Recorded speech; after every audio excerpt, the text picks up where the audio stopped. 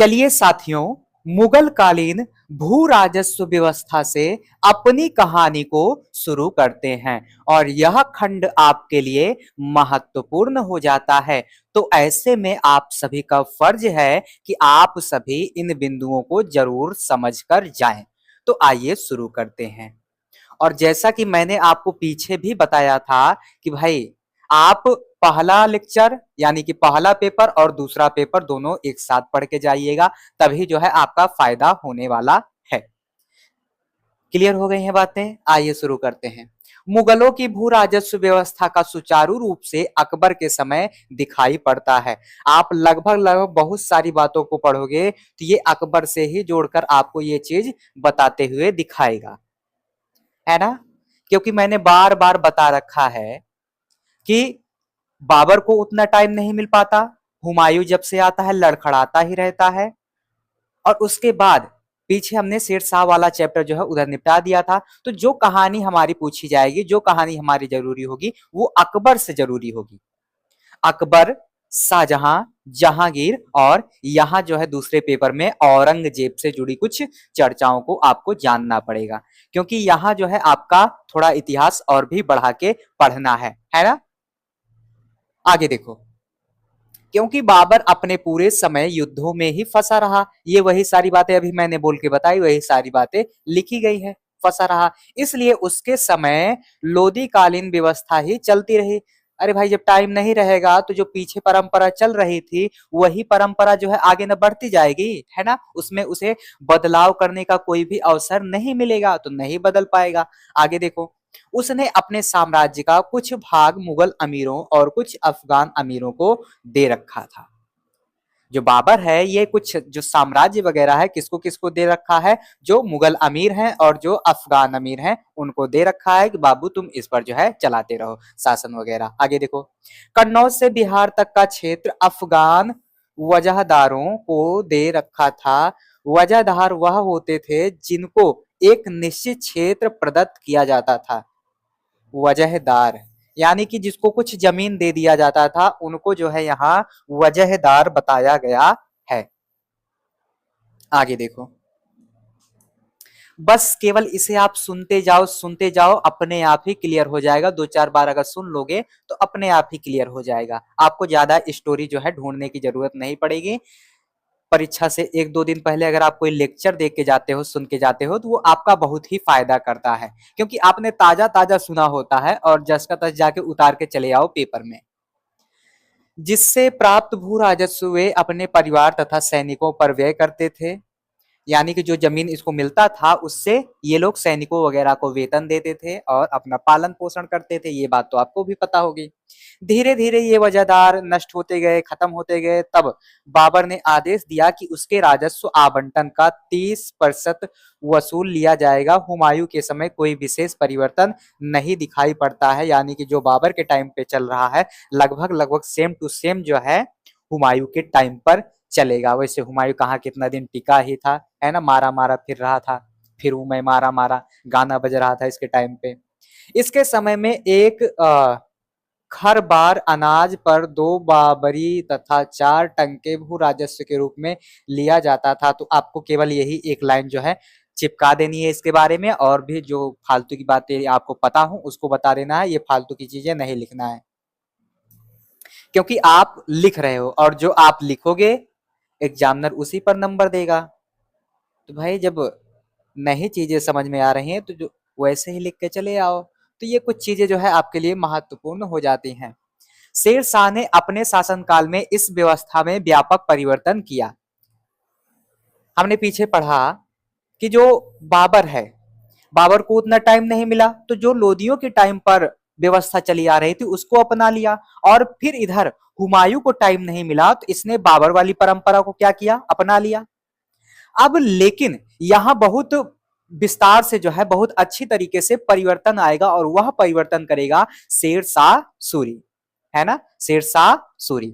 तो ये क्या करेगा? परिवर्तन करेगा। अब इसके परिवर्तन जो है महत्वपूर्ण हो जाते हैं। और आपने अगर पहला पेपर देखा होगा तो इससे भी क्वेश्चन जो है अच्छे खासे पूछे गए हैं। बाबर वाले में खानवा का युद्ध पूछ लिया है।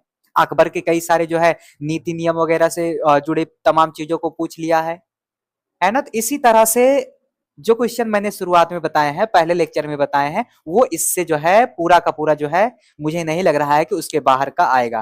वैसे जितना मैंने पढ़ाया था लगभग लगभग जो है बहुविकल्पी में 2-4 छोड़ दो, बाकी सारा का सारा जो है लगभग लगभग आपको मिला है, अगर आपने ध्यान से पढ़ा हो तो, है ना।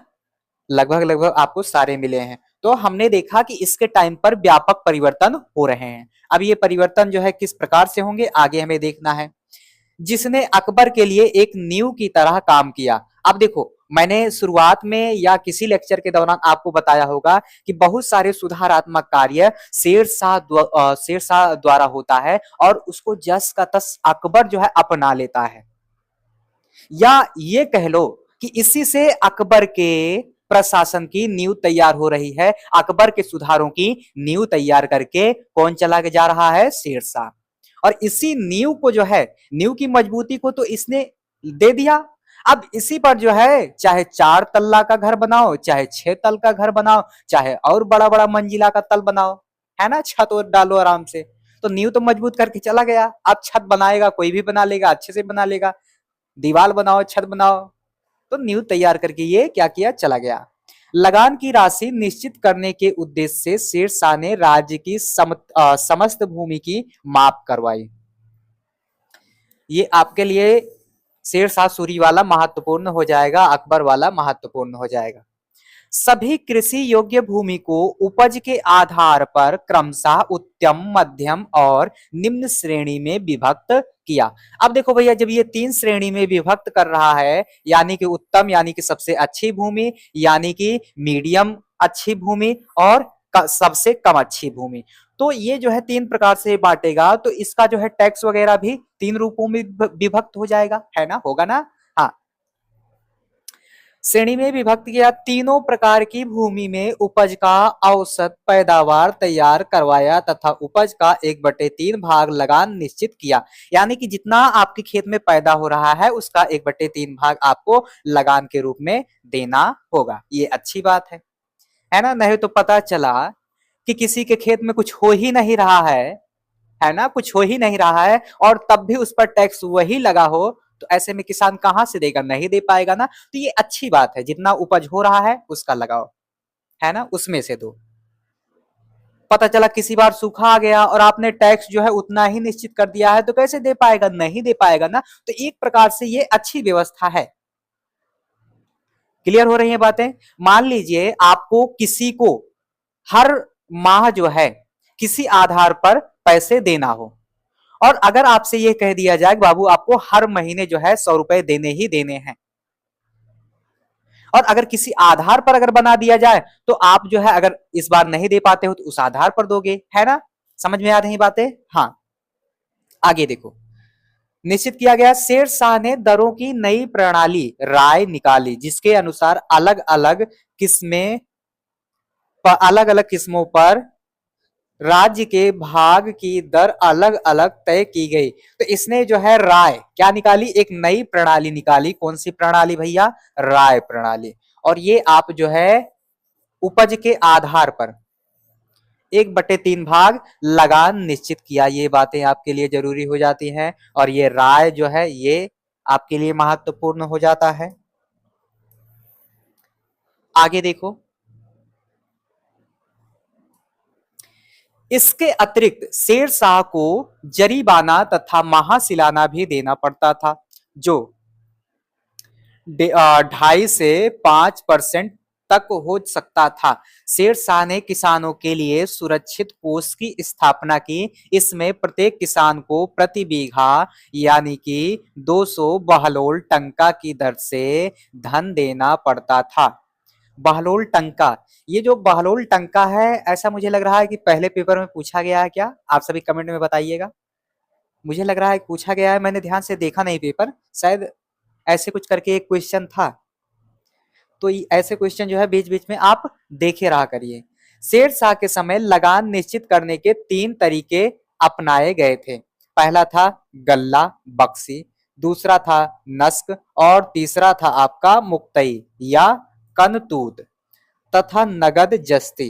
शेरशाह के समय प्रत्येक किसान को पट्टा दिया जाता था तथा किसानों से क्या लिखा है भैया, कबूरी नयत, ये सा है कि ना है, ये कबूरी नयत लिखवाई जाती थी।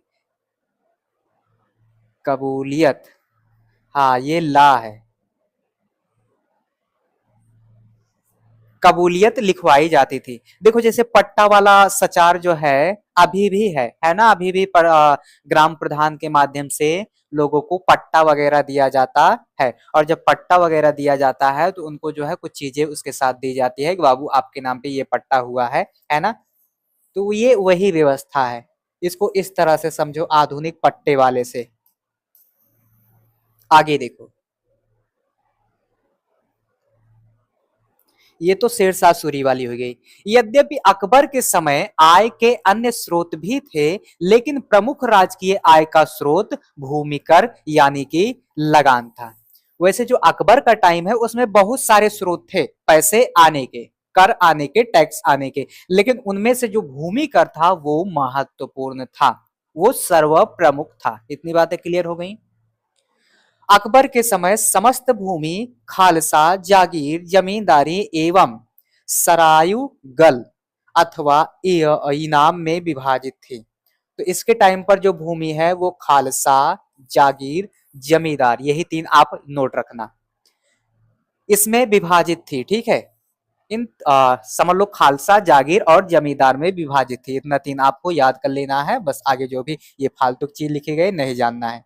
राज्य की विजित और व्यक्तिगत भूमि को खालसा भूमि के नाम से जाना जाता था। जो विजित यानी कि जो जीती गई जमीन है ना।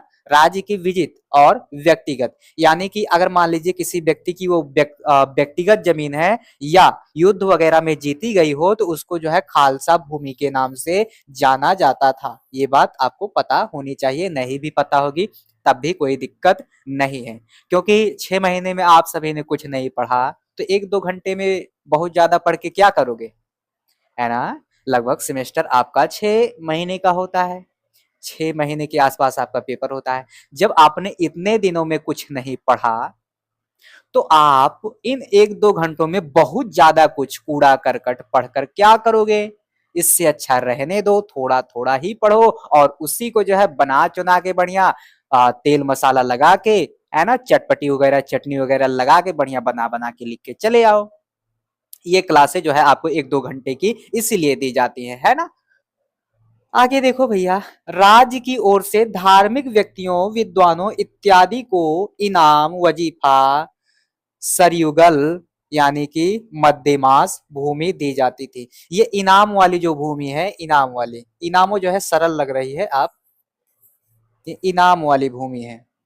ये किसको दिया जाता था, जो धार्मिक व्यक्ति है ना, विद्वान हो गया। जैसे मान लीजिए राजा कभी खुश हो गया, गए राजा के कान में कुछ गा दिए, है ना, राजा के महल में कुछ गा दिए, कौनो गाना गा दिए, है ना, ठुकरा के मेरा प्यार मेरा इंतकाम देखेगी, राजा खुश हो गया, इनाम दो बच्चे को। और कौनो गया गा दिया, देखा तुम्हें तो ऐसा लगा, राजा और खुश हो गया, अरे भैया जमीन दो, अरे वजीर दो इसको जमीन, जमीन पा जाता था बेचारा, है ना। तो ये वही सब है इनाम उनाम। और कभी कभी तो कोनो कोनो फिल्मों में हम देखते हैं ऐसे जो है कंठी उंठी पहना रहता है, बहुत सारा माला वाला निकाल के फेंक देता है, ले जाओ ऐस करो बच्चों। राजा है भाई, पैसा है, ये है पैसा रहेगा तो कोई भी फेंकेगा, है ना, ले जाओ। अकबर जागीरदारों से असंतुष्ट था। अरे भैया जागीरदारों ने इसका क्या बिगाड़ दिया जो असंतुष्ट हो गया, इसलिए वह इस व्यवस्था को समाप्त करना चाहता था। जागीरदारों से ये असंतुष्ट था, है ना, लग रहा है अकबर का ये लोग खजाना वजाना जो है कम कर रहे थे, तो इसलिए ये खत्म करना चाहता था। और आगे देखो,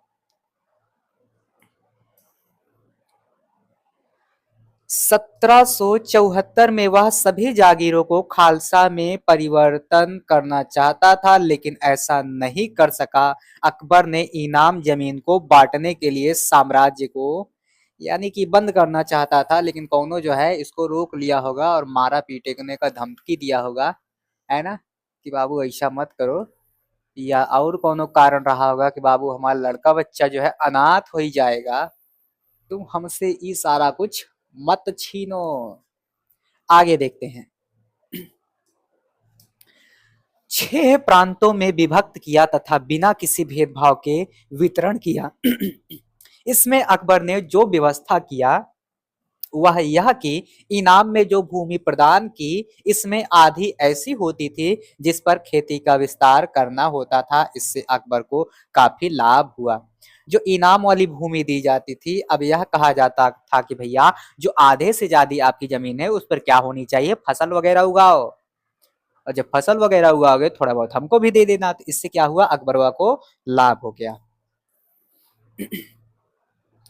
और हाँ, कौनो भी व्यक्ति अगर क्लिप काट के वायरल किया ना, तो एक एक का मुंह हम तोड़ देंगे। कोनो कोनो बार जो है कोनो ऐसा शब्द निकल जाता है मुख से, या मान लीजिए उदाहरण के तौर पर निकल जाता है, तो कुछ लोग तो उसको जाकर वायरल करते हैं, अरे भैया ऐसा मत करना, है ना। जैसे मैंने बबरा बोल दिया, अकबरवा बोल दिया, अरे भैया ये आपके मजाक के लिए, मतलब आपको थोड़ा मनोरंजन मिल जाए, ताकि आप लेक्चर को देखते समय बोरियत फील ना करो, इसलिए कहा जाता है, इसलिए उदाहरण दिया जाता है, इसलिए थोड़ा हंसी ठिठोली कर लिया जाता है। लेकिन आप सभी वायरल मत करना, नहीं तो कूट देंगे आके को। आगे देखो, अकबर प्रथम मुगल बादशाह था, ये सबको पता है, जिसने लगान व्यवस्था को एक व्यवस्थित क्रम दिया। इतना तो पता है सबको, लेकिन का है भैया, कहानी तो गढ़ना पड़ेगा, एंड नमक मिर्चा तो लगाना पड़ेगा। आगे देखो, 1560 में अब्दुल मजीद आसम खां को वित्त मंत्री बनाया। ये लो, वित्त मंत्री बना रहा है।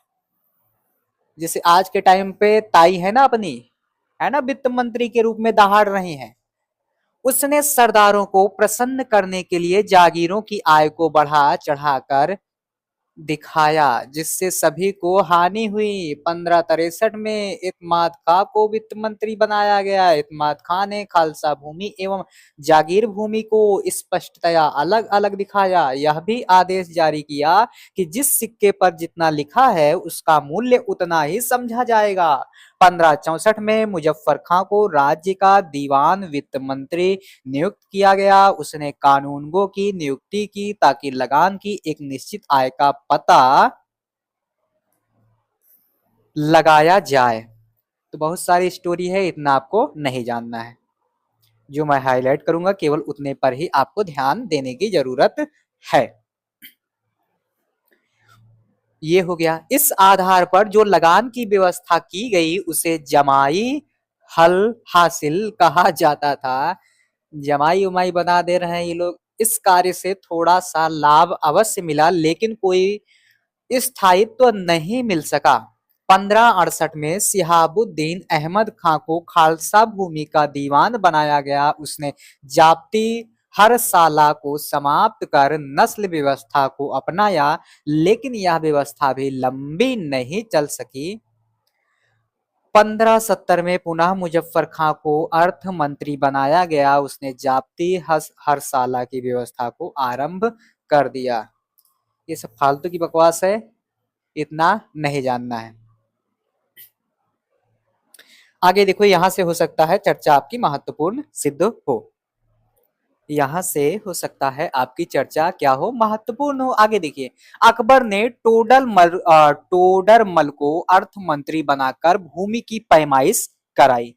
ये यहां से जो है टोडरमल वगैरह को जो है आपको जानना चाहिए। मान लीजिए आपसे दे दिया जाए टोडरमल, है ना, उसमें ऐसे दे देता है छोटे छोटे क्वेश्चन वाले में, और उसमें लिख दिया टोडरमल, तो आप क्या बताओगे टोडरमल के बारे में? तो कहना कि अकबर ने टोडरमल को अर्थ मंत्री बनाकर भूमि की पैमाइश कराई। अब जब अर्थ मंत्री बना देगा, भूमि की पैमाइश करने के लिए कहेगा, तो ये क्या करेगा, बैठ के देखेगा? नहीं देखेगा, ये भूमि की पैमाइश करेगा और तमाम चीजों को बताएगा। दो चार लाइन हो गया, दो चार लाइन नमक मसाला लगा के भी आपने लिख दिया, हो गया ना कल्याण। तो जो छोटू वाले क्वेश्चन में नंबर मिलना होगा मिल जाएगा। क्लियर हो गई बात? हाँ। भूमि के नाप के लिए रस्सी की जगह पर लोहे के दल्लों ये दल्लो कहाँ से आ गया, छल्लो होना चाहिए, है ना, छल्लो होना चाहिए, ज्यादा अच्छा है। तो हो सकता है या तो किताब लिखने वाले से, या किताब की टाइपिंग जब होती है तब, या किसी और कारणवश से यहाँ मिसप्रिंट हो सकता है। तो दल्लो छल्लो आप ध्यान रखे रहना। से जुड़ी बांस यानी कि गजे इलाही का इस्तेमाल किया गया। क्षेत्रफल की इकाई बीघा मानी गई, जो 60 गज एक्स 60 गज गुणे होगा, गुणे 60 गज का था। कृषि योग्य भूमि को 4 भागों में बांटा गया। तो इतना आपको जो है ये इतना नोट कर लेना है, और उसके बाद यहां से जो है आपको नोट कर लेना है। ये जो बीघा है यही आपको ध्यान रखना है। अब 4 भागों में जो बांटा जा रहा है, ये 4 भाग आपके लिए क्या हो जाएंगे, महत्वपूर्ण हो जाएंगे। ये 4 भाग आपके लिए महत्वपूर्ण हो जाएंगे, पोजल, परती, छच्छर और बंजर। पोजल सर्वश्रेष्ठ भूमि जिस पर प्रत्येक वर्ष कृषि की जाती थी, उसे पोजल के नाम से जाना जाता था। तो ये क्या है, इस पर हर साल खेती होती थी, और ये सर्वश्रेष्ठ भूमि है। यानी कि कोई कोई खेत ऐसा होता है जहां हमेशा खेती होती रहती है, और कोई कोई खेत ऐसा होता है जिस पर बंजर ही छोड़ दिया जाता है, और कोई कोई खेत ऐसा होता है जिस पर कभी कभार जो है खेती की जाती है। तो ये पहला वाला सर्वश्रेष्ठ कोटि में आ रहा है, ये बात आपको जानना है। प्रति प्रति 1 या 2 वर्ष के अंतराल पर खेती, यानी कि कभी कभी जो है बोकर छोड़ दिया जाता है, फिर उस पर कई वर्षों तक बोया ही नहीं जाता, खेती की ही नहीं जाती, तो उसे कहते हैं प्रति। जो हमारे गांव वाले विद्यार्थी होंगे उनको काफी अच्छे तरीके से यह सारी चीजें पता होंगी। भैया प्रति का होता है, बंजर का होता है ना। अब देखो छच्छर, छच्छर में इस पर 3 या 4 वर्ष खेती नहीं की जाती। ले 1 या 2 वर्ष के अंतराल, इसमें जो है 1 या 2 वर्ष के अंतराल खेती की जाती है, इसमें जो है 3-4 साल खेती की ही नहीं जाती, उसके बाद की जाती है। और बंजर वाले पे इस भूमि पर 5 या उससे अधिक वर्षों तक खेती नहीं की जाती, यानी कि इसको क्या किया जाता है, छोड़ दिया जाता है, बंजर। तो ये सारी बातें, इनमें से बहुत सारी बातें आपको पता ही होंगी। और अकबर के समय पर यही सारी बातें, जैसे परती हो गया, पोजल हो गया, तो इसमें और भी स्टोरी अगर आपको पता होगी तो लगाइएगा बढ़िया से नमक मिर्च मसाला, ठीक है। अगर आपकी राइटिंग है, अगर आप मिर्च मसाला लगाना जानते हैं, तो आपके अच्छे स्कोर आएंगे, यकीनन आएंगे। क्योंकि सारी बातें किताबों की आप भी नहीं याद कर सकते, एग्जामिनर भी नहीं याद कर सकता, और एग्जामिनर यही चाहता है कि बच्चे अब उस लेवल पर पहुंच चुके हैं कि अपने भी विचार ये अपनी कॉपी में लिख सकते हैं, अपने भी विचार उसमें प्रकट कर सकते हैं। प्रत्येक भूमि की उपज के आधार पर वार्षिक लगान की व्यवस्था करके करोड़ी नामक पदाधिकारी को सौंप दिया गया। करोड़ी, आगे देखो, लेकिन यह संतोषप्रद व्यवस्था नहीं दिखाई पड़ी, तो अकबर ने टोडरमल की सहायता से 1580 में 10 साला प्रबंध यानी कि जब्ती जाप्ती व्यवस्था लागू किया। इस व्यवस्था के तहत यानी कि अकबर ने कहा कि टोडरमल भैया ये व्यवस्था जो ना तो लागू करे, यहाँ ये उतना ठीक ना दिखा दिया हमका, का बदलता है थोड़ से तो मजा आई याद। तो आगे देखते हैं। 10 वर्ष में अलग अलग भूमि में अलग अलग फसलों की उपज को लगान तय करने का मापदंड बनाया गया। अनाज का मूल्य भी 10 वर्षों की कीमत पर तय किया गया। मुगल प्रशासन में किसानों से उपज का 1/3 भाग लगान के रूप में लिया जाता था। यही आपने किसमें देखा, शेरशाह सूरी वाले में देखा था। तो मैंने आपको पीछे भी बताया था, जस का तस ये भी अपनाएगा, ये भी जो है कॉपी करेगा, है ना, जिसे कॉपी करते हैं ना फिल्मिया में, एक तो कोनो फिल्म बनाएगा, दूसरे की कॉपी करके बन जाएगी, तो सेम टू सेम यही कॉपी कर रहा है, और अनपढ़ आदमी जो है का हो जाएगा, महान हो जाएगा। तो महान किसके दम पे ये बन रहा है, उस दम में एक दम है शेरशाह सूरी।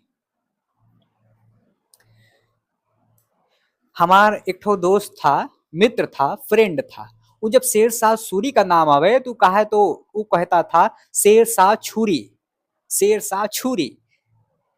तो छुरी के बारे में हम पढ़ रहे हैं। इससे राज्य के साथ साथ किसानों को भी फायदा था, लेकिन यह दसाला प्रणाली पूरे भारत में लागू नहीं थी। यह प्रणाली लाहौर से इलाहाबाद और मालवा तथा गुजरात में ही लागू थी। जो क्षेत्र छूट गए थे वहां बटाई अथवा गल्ला बख्शी, नस्क अथवा कनकूत व्यवस्था प्रचलित थी। किसानों को जमीन का स्वामित्व दे दिया गया था। किसानों के लिए तकावी ऋण की व्यवस्था की गई। आकस्मिक विपत्ति के समय भू राजस्व की माफी की व्यवस्था की गई थी। ये लाइन आप नोट कर लो, ये आपके लिए जरूरी हो जाएगी। आकस्मिक विपत्ति के समय भू राजस्व की माफी की व्यवस्था की गई थी। तो इसीलिए अकबर महान हो जाता है। उस महानता में एक पॉइंट आप भी लिख सकते हो। किसानों को अत्याचारों से बचाने का पूरा प्रबंध किया गया। किसान जो है वो परेशान ना हो, इसका भी व्यवस्था किया गया। ये भी बात आपके लिए जरूरी हो जाती है। वैसे अकबर की व्यवस्था भी एक प्रकार की रैयत वाड़ी व्यवस्था का ही रूप थी। रैयत वाड़ी व्यवस्था अगर मैंने आपको सेकंड सेमेस्टर में नहीं पढ़ाया था तो आगे मैं आपको पढ़ाऊंगा। और मेरे जिन भी विद्यार्थियों ने एनसीईआरटी की चर्चा की होगी और खासकर आधुनिक भारत को जब मैंने पढ़ाया था तो वहां मैंने आपको महालवारी व्यवस्था, रैयत वारी व्यवस्था और एक बंदोबस्त करके नाम से आता था अस्थाई बंदोबस्त, ये सारी बातें मैंने आपको पढ़ाया है। अब ये तो हो गई अकबर की कहानी। अब हम जहांगीर के टाइम पर चलते हैं और देखते हैं कि ये बच्चा जो है ना, अकबर वाला ये जो बच्चा है ये क्या कर रहा है। तो देखो भैया, जहांगीर के समय भू राजस्व व्यवस्था अकबर की राजस्व व्यवस्था का ही मूल रूप थे। तो सेम टू सेम जो है ई कॉपी करेगा। तो देखो लगभग लगभग का हो रहा है भैया, कॉपी हो रहा है। एक ने कोनो जो है पर्चा पाया और वो जो है टू कॉपी करा ले रहा है, फिर अगला जो है पर्चा मिला वो टू कॉपी करा लिया, अगला पर्चा मिला वो टू कॉपी करा लिया, बस थोड़ा थोड़ा जो है उसमें कलर चेंज कर दिया। उसने परिवर्तन नहीं उसमें परिवर्तन नहीं दिखाई देता, पर प्रबंधन थोड़ा ढीला हो गया। अगर इतनी भी लाइन अगर आप समझ जाते हो कि जो सारा कुछ अकबर के टाइम पे चल रहा था इसने भी कुछ अदला बदला नहीं और उन व्यवस्थाओं में थोड़ा ढीलापन कर दिया। तो यही दो तीन लाइन लिखो, पूरी की पूरी कहानी जो है आपकी बन गई। पूरी की पूरी कहानी बन गई। फालतू का पोथा पढ़ने की कोई भी जरूरत नहीं है। क्लियर हो रही बात है। लगाओ नमक मिर्च और बनाओ अच्छी सी तरकारी।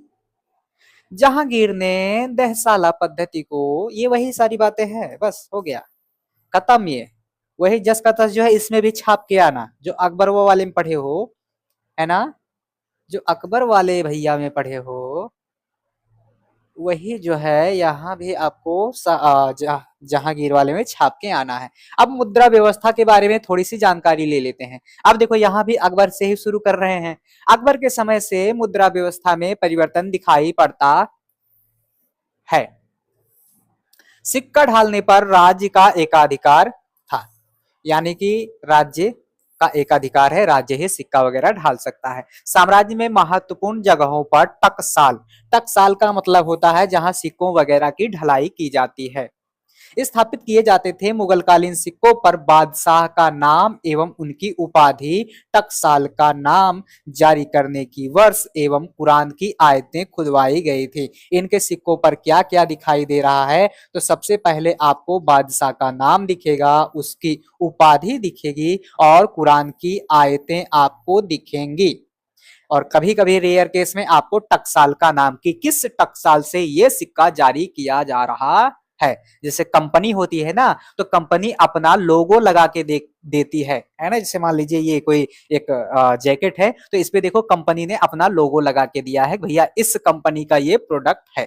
तो वैसे ये दे देता है टकसाल, इस टकसाल से जो है ये सिक्का ढाला गया है। इतनी बात समझ में आ गई। जहांगीर के कुछ सिक्कों पर उसकी आकृति एवं नूरजहां का नाम भी लिखता है। और मैंने आपको पहले और दूसरे पेपर में बताया था कि भैया जो नूरजहां है, इस नूरजहां से क्वेश्चन पूछा जाएगा और नूरजहां से आपके पहले पेपर में क्वेश्चन बन गया, क्योंकि जहांगीर ने नूरजहां को अपना क्या दे दिया था, दिल दे दिया था निकाल के। तो इसका प्रभाव जो है बहुत ज्यादा हो जाएगा। क्लियर हो रही हैं बातें। तो जहांगीर के कुछ सिक्कों पर उसकी आकृति यानी कि उसकी फोटो जैसे आज नोटों पर आप फोटो देखते हो, उसी तरह से इसकी फोटो और नूर जहां का नाम, तुम नूरे जहां हो, है ना। तो नूर जहां का नाम भी। औरंगजेब क्या खुरापात करता है ये देखते हैं। औरंगजेब ने सिक्का पर कलमा खुदवाना बंद करवा दिया। अब यहाँ देखो जो आयत वगैरह खुदवाया जा रहा है, अब ई औरंगजेब आएगा तो ये कहेगा भैया कलमा उलमा खुदवाना बंद कर दो। इस समय दिल्ली, लाहौर, जौनपुर, पटना, सूरत आदि नगरों में टकसाल स्थापित किए गए। इसके टाइम पर जो है कुछ महत्वपूर्ण जगहों पर जो है टकसाल स्थापित किए गए थे, लेकिन अब जो है टकसालों की संख्या में जो है बढ़ोतरी कर दी जाएगी। जैसे दिल्ली हो गया, लाहौर हो गया, जौनपुर हो गया, पटना हो गया, सूरत हो गया। तो एक दो भी आपको याद रहते हैं, दिल्ली लिख देना बहुत बहुत है। नहीं याद हो रहा है, दिल्ली लिख दो, हो गया, कल्याण हो गया।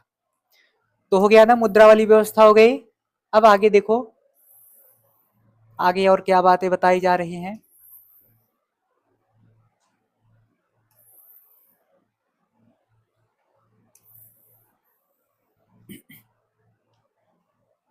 आगे देखो, अकबर का सबसे बड़ा सोने का सिक्का संसब कहलाता था। सोने का अधिक चलन वाला सिक्का इलाही कहलाता था। तो ये दो बातें याद कर लो भैया।